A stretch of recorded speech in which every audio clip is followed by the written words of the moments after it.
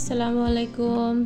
পবিত্র মাহে রমজানের শুভেচ্ছা সবাইকে। আজকে আমার ডায়েটের চতুর্থ দিন, রমজানেরও চতুর্থ দিন।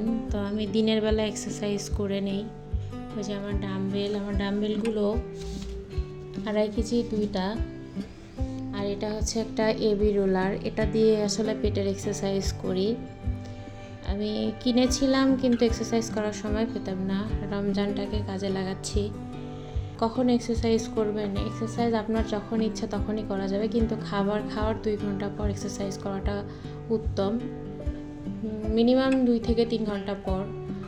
আর যদি ইফতার পর এক্সারসাইজ করতে চান, ইফতার পর এক্সারসাইজ করতে পারেন। তারাবি পর করতে চাইলে করতে পারেন, কিন্তু আমার সমস্যা হয় আমি ইফতার পর অনেক টায়ার্ড হয়ে যাই। তারাবি পরে তো আর উঠে দাঁড়াতেই পারি না। এই জন্য আমি দুপুরবেলা বা বিকেলবেলা এই সময় এক্সারসাইজ করে নেই। এতে হয় কি, আসলে ফ্যাটটা ভালো বার্ন হয় খালি পেটে। আমার ওয়েট লসটা এবার টার্গেট না, আমার টার্গেট হচ্ছে ফ্যাট লস করা। আমি অনেক বছর ধরে ওজন কমাই। আমি এর আগে 29 কেজি ওজন কমিয়েছিলাম, কিন্তু ধরে রাখতে পারিনি। আর ঘুম না হলে ওজনটা কমতে চায় না। প্রত্যেক দিন আসলে ডিসিপ্লিনে লাইফ মেনটেন করা কঠিন, তারপরও চেষ্টা করছি। এখন তারাবির নামাজটা আর কি বোনাস। আমি ইফতার পর ডিনারটা সেরে ফেলি, যেন তারাবির সময় আমার ক্যালোরি কিছুটা বার্ন হয়। আর এই রোলারটা দিয়ে অনেক ধরনের এক্সারসাইজ করা যায়, বিশেষ করে পেটকে টার্গেট করে এই রোলারটা। এটা আমার আজকে চতুর্থ দিনের ইফতার। এখানে নিয়েছি হচ্ছে বিটরুট, চিয়া সিড, ইসবগুল ভিজিয়ে নিয়েছি। এটা শরবত হিসেবে খাবো, চিনি ছাড়া। আর একটু ছোলা নিয়েছি, একটা গাজর কেটে নিয়েছি, তার সাথে নিয়েছি টমেটো। আমি চেষ্টা করছি তেল বাদ দিয়ে খাওয়ার জন্য। এই 28 দিন যে ওয়েট লস চ্যালেঞ্জ নিয়েছি, আমি এখানে ভাজা পোড়াকে একদম অ্যাভয়েড করার চেষ্টা করব। যদি খেতে ইচ্ছে করে সেক্ষেত্রে একদিন চিট মিল নিব। এই তো হচ্ছে আজকে আমার চতুর্থ দিনের ইফতার, আলহামদুলিল্লাহ। এটা হচ্ছে আমার চতুর্থ দিনের ডিনার। এখানে রেখেছে 1 বাটি পুঁই শাক, মসুর ডাল আর পাবদা মাছ, 100 গ্রাম মতো ভাত, একটু লেবু।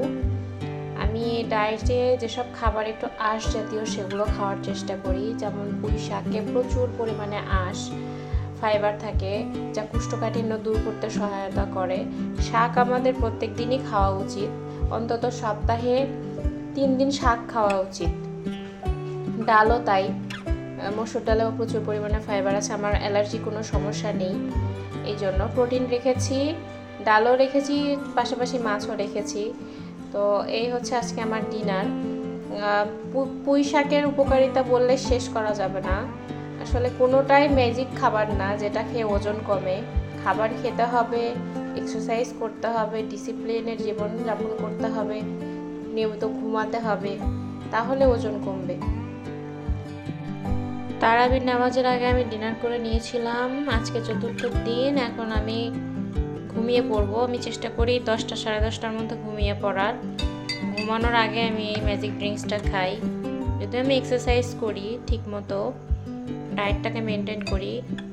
এটা আর কি টক দই বানিয়ে রেখেছিলাম। টক দইয়ের সাথে খাবো হচ্ছে জিরা গুঁড়া আর হচ্ছে কালো গোলমরিচের গুঁড়া, সাথে লেবু। কালো গোলমরিচের গুঁড়া যদি টক দইয়ের সাথে খাওয়া হয় তাহলে টক দইয়ের পাওয়ারটা আরও বেড়ে যায়। আমাদের শরীর টক দইকে অ্যাবজর্ব করে খুব সহজে। এর সাথে আমি গরম পানি মিক্স করে নেব। গরম পানি মিক্স করে এটা খেয়ে নেব।